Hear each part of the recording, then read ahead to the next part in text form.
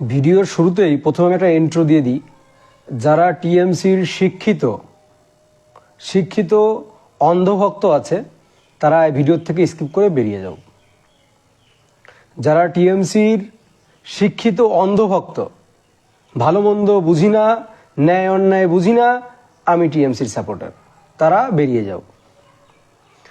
কারণ আমি যে কথাগুলো এখন বলবো সেগুলো শুনলে পরে তাদের আবার জ্বলবে, তাদের সত্যি কথা বললে পরে আবার জ্বলে। যারা সব জেনে বুঝেও কোনো অন্যায়ের সময় মুখ বুজে থাকে, তাদের জন্য বলছি। যাদের জ্ঞান আছে, যাদের জ্ঞানের আলো আছে, তারা এই ভিডিওতে থেকে যান, সেটা যে দলেরই হোক না কেন। উপরে হেডলাইনে দেখতে পাচ্ছ তোমরা, 10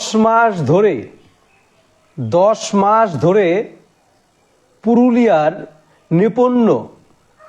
নিপন্ন জুনিয়র হাই স্কুল বন্ধ পড়ে আছে শিক্ষকের অভাবে। শিক্ষকহীন 10 মাস ধরে কোনো শিক্ষক নেই নিপন্ন জুনিয়র হাই স্কুলে। তাহলে সেই স্কুলের ছাত্রছাত্রীদের কি অবস্থা হচ্ছে বা কি অবস্থা হবে ভবিষ্যতে, তারা কি শিখছে বলুন? প্রশ্ন আমি ছুড়ে দিলাম আপনাদের কাছেই। বলুন কমেন্ট বক্সে জানান যে এই যে 10 মাস ধরে সেই স্কুলে কোনো শিক্ষক নেই, পুরুলিয়ার একটা জুনিয়র হাই স্কুলে, নিপন্ন জুনিয়র হাই স্কুল। প্রতিদিনই আমরা দেখতে পাই আমাদের মাননীয় শিক্ষামন্ত্রী ও মাননীয় মমতা বন্দ্যোপাধ্যায়, আমাদের দিদি, প্রতিদিন বিভিন্ন রকম পোস্ট করেন। আবার এর মাধ্যমে আমরা দেখতে পাচ্ছি যে ফ্যাম নাম করে একটা ফেসবুক পেজ আছে, সেই ফেসবুক পেজে অলরেডি লেখা শুরু হয়ে গেছে, অলরেডি তারা বাজারে নেমে পড়েছে এটা নিয়ে নেমে পড়েছে যে আগামী বিধানসভা নির্বাচনে, 26শে বিধানসভা নির্বাচনে দিদিকেই চাই। কারণ দিদি থাকলে পরে এরকম সমস্ত পশ্চিমবঙ্গের স্কুলগুলো ধীরে ধীরে সব বন্ধ হয়ে যাবে। আমরা যেরকম এখন ঘরে বসে আছি পাশ করে, ঠিক এইরকম ভাবেই রাজ্য চলবে। প্রত্যেকটা স্কুলে শিক্ষক প্রয়োজন। ছাত্রছাত্রী অনুপাতে শিক্ষক সংখ্যা খুবই কম। আমার আশেপাশে, আমি শুধু আমার এরিয়া বলছি, আমার কাছে যদি কেউ তথ্য চান, যারা টিএমসির অন্ধভক্ত আছেন, ভালো মন্দ বোঝেন না, অন্ধভক্ত, তাদের জন্য বলছি। আমার কাছে ডাটা আছে যে কোন বিদ্যালয়ে কতজন ছাত্রছাত্রী, আর সেই বিদ্যালয়ে ছাত্রছাত্রীর অনুপাত অনুসারে কতজন শিক্ষক আছে। এমন বিদ্যালয় আছে একজন শিক্ষক, তিনি ডাল ঘোটেন, তিনি রান্না বান্না করেন, তিনিই বাচ্চাদের খাওয়ান, তিনি হেডমাস্টার, তিনিই ঘন্টা বাজান। তাহলে আমাদের রাজ্যে পুজো উপলক্ষে লক্ষ টাকা কি দেওয়া হয়? লক্ষ টাকা তুমি অনুদান দিতে পারছো, লক্ষ টাকা দিতে পারছো লক্ষ্মী ভান্ডারে, প্রতি মাসে হাজার টাকা দেওয়া যাচ্ছে। অথচ আমাদের এই যে শিক্ষা সমাজ পুরো জেনারেশনটা শেষ হয়ে যাচ্ছে। একটা জেনারেশন অলরেডি শেষ করে দিয়েছে। কোন জেনারেশনটা? আমাদের জেনারেশনটা শেষ, একটা জেনারেশন শেষ করে দিয়েছে পুরোপুরি। একটা জেনারেশন পুরোপুরি শেষ করে দিয়েছে একটা জেনারেশন শেষ করে দিয়ে আর একটা জেনারেশন ধরেছে। এবার আমাদের জেনারেশনটা তো শেষ, কিন্তু সামনে যে জেনারেশনটা আছে তারাও তো শেষ হয়ে যাচ্ছে। একটা জাতিকে যদি ধ্বংস করতে হয়, তার সবার আগে শিক্ষাটাকে ধ্বংস করতে হয়। একটা জাতিকে ধ্বংস করতে হলে শিক্ষাটাকে ধ্বংস করতে হয়। আজ পর্যন্ত কোনো দল, কোনো রাজনৈতিক দল বা যে রাজনৈতিক দলই হোক না কেন, বিশেষ করে আমাদের শাসক দল, কোনো সভা অনুষ্ঠানে গিয়ে বলেছে যে আমাদের শিক্ষক নিয়োগের প্রয়োজন আছে, আমাদের কাজের ঘাটতি আছে, প্রত্যেকটা বিদ্যালয়ে শিক্ষক প্রয়োজন। বহু বিদ্যালয়, শুধুমাত্র এরকম একটা নয়, এরকম অনেক হাজার বিদ্যালয় আছে যেগুলো শিক্ষকের অভাবে বন্ধ হয়ে যাচ্ছে। এবং বেশিরভাগ ছাত্রছাত্রীরা কি হচ্ছে, তারা বেসরকারিমুখী হয়ে যাচ্ছে। কিন্তু সেগুলো কারা হচ্ছে? যাদের আর্থিকভাবে যারা স্বাবলম্বী, তারা নয় বেসরকারি, যারা আর্থিকভাবে স্বাবলম্বী নয়, যারা নিজেদের দিন যাপন করতেই পারে না, তারা কি করে বেসরকারি পাঠাবে? কারণ বেসরকারিতে পাঠাতে গেলেই মাসে 4-5 হাজার টাকা খরচ। তাহলে তারা কি করে পারবে বলুন? এই প্রশ্নটা আপনাদের ছুড়ে দিচ্ছি, যারা টিএমসির অন্ধভক্ত তাদের জন্য বলছি, এই প্রশ্নের উত্তরটা দিয়ে যান। তাহলে তারা কি করবে? এইরকম প্রচুর বিদ্যালয় বন্ধ হয়ে যাচ্ছে শুধুমাত্র শিক্ষকের অভাবে। আর যে জাতি যত শিক্ষিত হবে সে জাতি তত শিখবে, তত জানবে, আর তত কি হবে? তত মানুষ ভোট দেবে না। অর্থাৎ যে জাতিকে যত বেশি অজ্ঞতার মধ্যে রাখবে সেই জাতি তত বেশি কি হবে? সেই জাতি তত বেশি তার উপর আমরা অত্যাচার করতে পারবো না, তাদের আমরা বোঝাতে পারবো না। এখন তো ভুল ভাল যা মঞ্চ থেকে যা বলছে তাই গ্রামের লোকজনকে এসে নেতা মন্ত্রীরা খেতাগুলো এসে বোঝাচ্ছে, হ্যাঁ ঠিক আছে, এরকম এরকম ব্যাপার। আমাদের আমাদের মমতা বন্দ্যোপাধ্যায় কি বললেন? মুখ্যমন্ত্রী বললেন আমার হাতে 10 লক্ষ নিয়োগ আছে, 10 লক্ষ রিক্রুটমেন্ট মানে শূন্য পদ আছে। তাহলে কোথায়? আমাদের দ্বারা কোনো কেস নেই, 2022 কোনো কেস নেই। এসএলএসটি বা এসএসসি 14 বছর নিয়োগ হয় না, 14 বছর নিয়োগ হয় না। কোথায় আপনি? আমি মানছি পিছনের গুলো আপনি কুকীর্তিকার, এই যে চুরি এগুলো কারা করেছে? আপনার শাসক দলের লোকজনই করেছে। তাহলে ওইগুলো বাদ দিন, নতুন করে নিয়োগ নিন। এত 10 লক্ষ শূন্যপদ আছে, 10 লক্ষ শূন্যপদ আছে আপনার, নতুন করে নিয়োগ নিন, নতুন করে নিয়োগ করান। আমরা কতকাল ঘরে বসে থাকবো? আর এরকম আর কত দেখবো? এরকম আর কত দেখতে হবে? প্রত্যেকটা বিদ্যালয়ে, সে প্রাইমারি স্কুল থেকে শুরু করে জুনিয়র হাই স্কুল প্রত্যেকটা বিদ্যালয়ে শিক্ষক লাগবে। আমি যে স্কুলে পড়েছি সেই স্কুলের স্যাররা আমাদের বলে যে আমাদের স্কুলের শিক্ষকের অভাবে ক্লাস বন্ধ আছে, ক্লাস নেওয়া হচ্ছে না। অনেক ক্লাস বন্ধ থাকতে হচ্ছে, কারণ স্যার নেই, ক্লাস নেবে কি করে? আবার কিছু স্কুল আছে, আমি প্রাইভেট স্কুলে দেখলাম 2 জন স্যার ওদিকে 150-200 স্টুডেন্ট, কি করে ট্যাকেল দেবে? একসঙ্গে 4-5টা ক্লাস কি করে নেবে? তো এইভাবে চলছে রাজ্য, এই হচ্ছে রাজ্যের পরিস্থিতি, এই হচ্ছে আমাদের রাজ্যের উন্নয়ন চলছে। আমাদের রাজ্যে বিরাট উন্নয়ন হচ্ছে, উন্নয়ন মানে ঝকাঝক অবস্থা। আমাদের উন্নয়নের জন্য মানে সব উপচে পড়ছে উন্নয়ন। পশ্চিমবঙ্গে সেই রাস্তায় উন্নয়ন দাঁড়িয়ে আছে, এখন বলো সেই পরিস্থিতি। আর কিছু বললেই তোমার বিরুদ্ধে কেস ঠুকে দেবে, কিছু বললেই তোমাকে জেলে পুরে দেবে, কিছু বললেই তোমার মুখ বন্ধ করে দেবে। এই তো আমাদের রাজ্য, এই তো পরিস্থিতি আমাদের রাজ্যের। আবার আমি দেখছি যে ফ্যাম নাম করে একটা নতুন কি হয়েছে, ফ্যাম কি টিএমসির কি, সেখানে বলছে আগামী 26-এর নির্বাচনে আমরা দিদিকে দেখতে চাই। দিদিকে আবার আবার আবার মুখ্যমন্ত্রী করবে। আবার এরকম যেগুলো যা দুটো একটা মানে বিদ্যালয়গুলো, দুটো একটা স্কুল খোলা আছে, কলেজ সেগুলো যাতে বন্ধ হয়ে যায়, সেরকম পরিস্থিতির একটা পরিকল্পনা চলছে। কারণ শিক্ষক নিয়োগ এরা করবে না, কারণ শিক্ষক এদের কিছু আসা যায় না, কারণ শিক্ষক নিয়োগ না করলে এদের ভোটের কোনো ইফেক্টই পড়ে না। এরা সেটা প্রমাণ পেয়ে গেছে। এই যে লোকসভা নির্বাচন গেল 2021-এর লোকসভা নির্বাচনে কি হয়েছে? কোনো ইফেক্ট হয়েছে? কিচ্ছু হয়নি, উল্টে আরো ভালো ফল করেছে। তাহলে তখন তো শিক্ষক নিয়োগ হয়েছিল না, বিভিন্ন দুর্নীতি ছিল, কত কিছু ছিল। তাহলে কি হলো? তাতে কি সরকার আসা যায়? কিচ্ছু আসা যায় না। সরকারের শিক্ষক নিয়োগ না করলে কিচ্ছু আসা যায় না। সরকারের একটাই লক্ষ্য যে আমরা কি করে ক্ষমতায় থাকতে পারি, আমাদের মেন হচ্ছে গদি। যদি এটা না হতো তাহলে আজকে আমরা বছরের পর বছর রাস্তায় পড়ে আছি। মুখ্যমন্ত্রী থেকে শুরু করে মুখ্যমন্ত্রী, শিক্ষামন্ত্রী গৌতম বাবু, তারপরে অনশন, ধর্ণা, কোর্ট, কিছু করতে বাকি রাখিনি। আজকে পাশ করে 2-3 বছর বসে আছি, অথচ কোনো নিয়োগের নামা নিয়ে কোনো গল্প নেই। শুধু অজুহাত আর সান্ত্বনা। আজ শুধুমাত্র আমাদের রাজ্যের নিয়োগ আছে হলো পুলিশ রিক্রুটমেন্ট, শুধু পুলিশ রিক্রুটমেন্ট করছে। কেন পুলিশ রিক্রুটমেন্ট করছে? কারণ পুলিশ রিক্রুটমেন্ট না করলে তো ক্ষমতা থাকা যাবে না। পুলিশ রিক্রুটমেন্ট করলে কি হবে? পুলিশ রিক্রুটমেন্ট করলে পরে আমাদের ভোট করতে হবে। পুলিশ রিক্রুটমেন্টে যে আমরা মাস্টাররা যারা আছে, মাস্টাররা, তাদের পিটিএ সোজা করে রাখতে হবে। তা নাহলে কি করে হবে? এই না হলে তো হবে না। তাহলে এই হচ্ছে মেন ব্যাপার, পুলিশ রিক্রুটমেন্ট করতে হবে। পুলিশ রিক্রুটমেন্ট না করলে পরে তো হবে না। পুলিশ সত্যি মানে এদের মানে কিচ্ছু বলার নেই। শুধু এদের কিছু বললে পরেই ধরে জেলে পুরে দেবে, ধরে বিভিন্ন কেস ঠুকে দেবে, এই হচ্ছে এদের কাজ। এছাড়া এদের কোনো ক্ষমতা নেই, সুব্রত বিশ্বাস বলছে চোর তৈরির মাদ্রাসা খুলবে, ওই জন্য টিচার নিচ্ছে না। হ্যাঁ, এই তো কিছুদিন কথা খারাপ বলনি। সিভিক পুলিশ নিয়োগ হয়েছে, যাদের কোনো পরীক্ষা হয়নি, যাদের কোনো কোনো লিগেল কোনো নোটিশ দেওয়া হয়নি, কোনো ইন্টারভিউ হয়নি, তাদের সরাসরি যেমন সিভিক পুলিশ নিয়োগ হয়েছে, সিভিক টিচারও নিয়োগ হবে এরকম। আমরাও জানতে পারবো না কবে কবে সিভিক টিচার নিয়োগ হয়ে যাবে, ওই সিভিক পুলিশের থেকে সিভিক টিচারই পরিচালনা করবে। আর এবার তাও তো দেখতে চাই যে সমস্ত বিদ্যালয় যে স্কুলগুলো আছে সেগুলো ঠিকঠাক মতো ছাত্রছাত্রীরা ঠিকঠাক মতো ক্লাস করতে পারছে, তাও তো নেই, তাও তো করাচ্ছে না।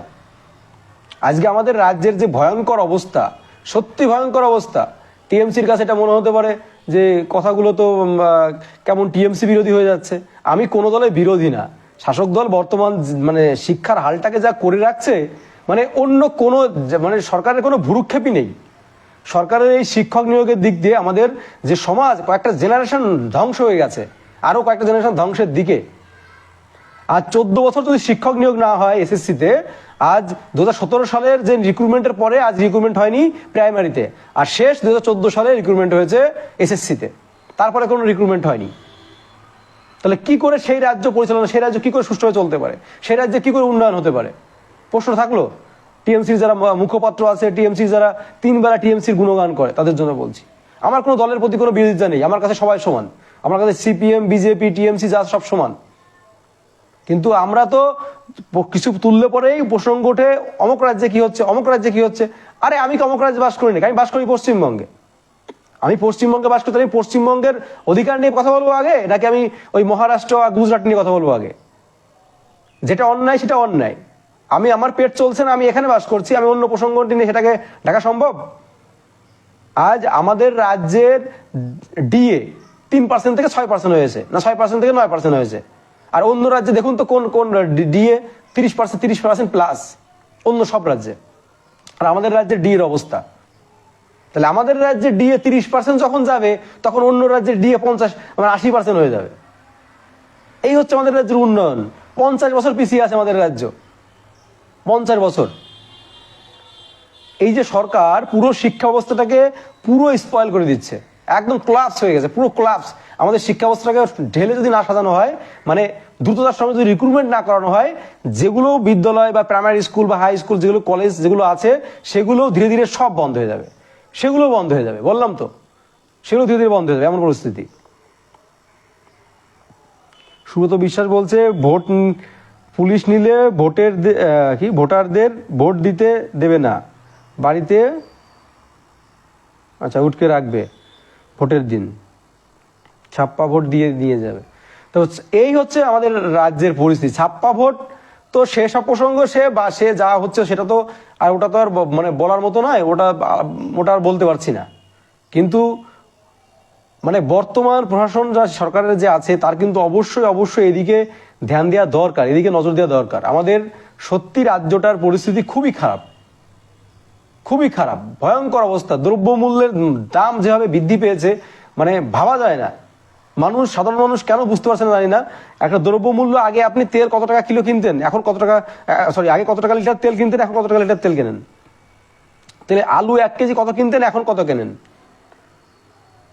দ্রব্যমূল্যের দাম যেভাবে বৃদ্ধি মানে করা হয়েছে, কিছু করার নেই। কি করবে সরকারের? তো ইনকাম নেই।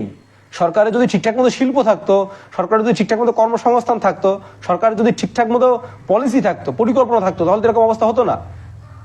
আর সবকিছু কিন্তু আমাদের হাতের বাইরে চলে গেছে, নাগালের বাইরে চলে গেছে।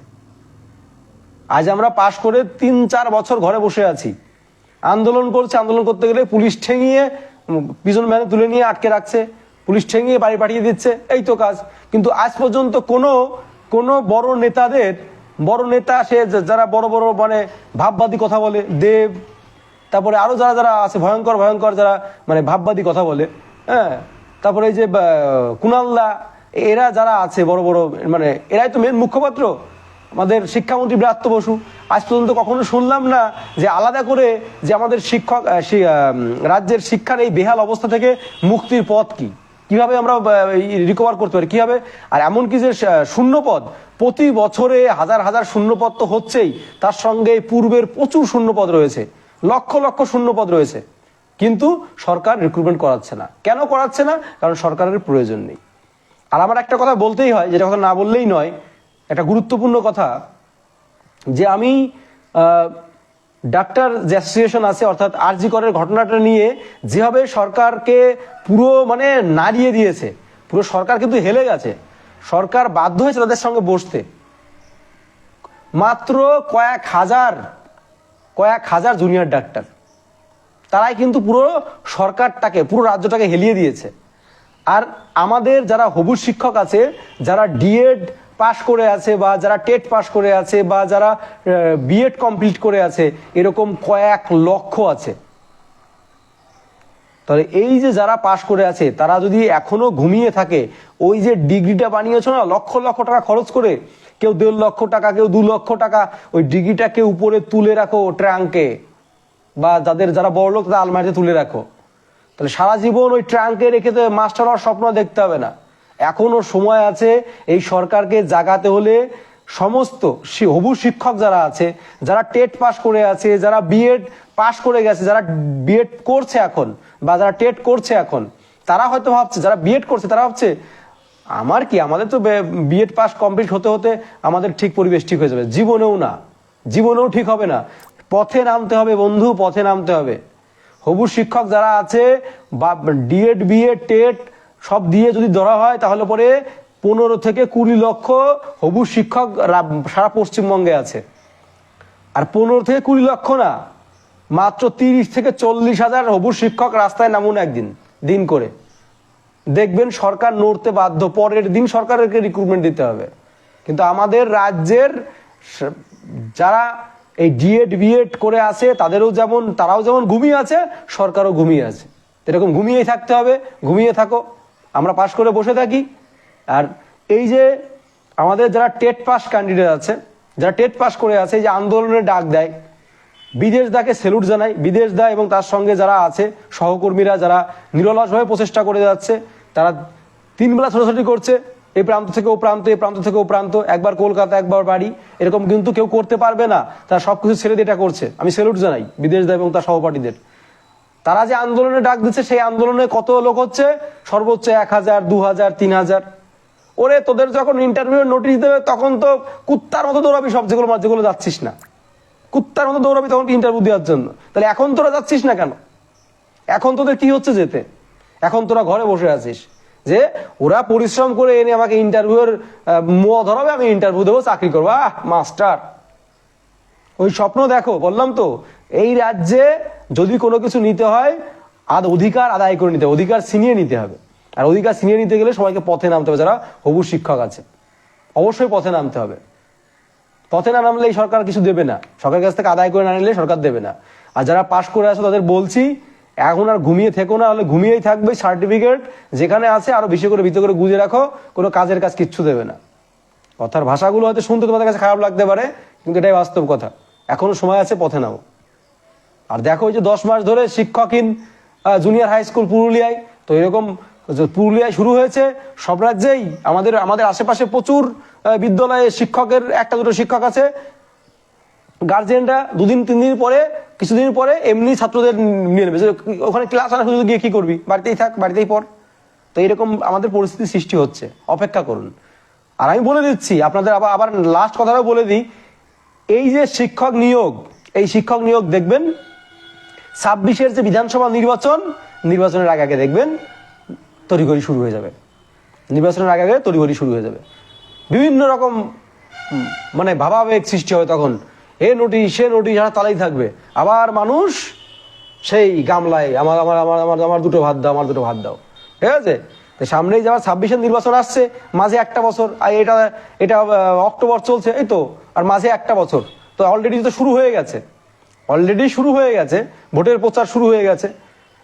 তো আমরা দেখতে পাবো, কিছুদিনের মধ্যে দেখতে পাবো যে সরকার শুরু করে দিয়েছে। কারণ সামনে ভোটকে লক্ষ্য রেখে আবার দেখবেন এই ইন্টারভিউ নোটিশ বার করবে, ও বার করবে, কথা শুরু হয়ে যাবে। তখন আমার নিয়োগ হবে। 26-এ বসে থাকুন, 26 সাল পর্যন্ত অপেক্ষা করুন, তারপরে রিক্রুটমেন্ট হবে, তার আগে হবে না। সকল ভালো থাকবেন, আর কোনো মতামত থাকলে জানাবেন।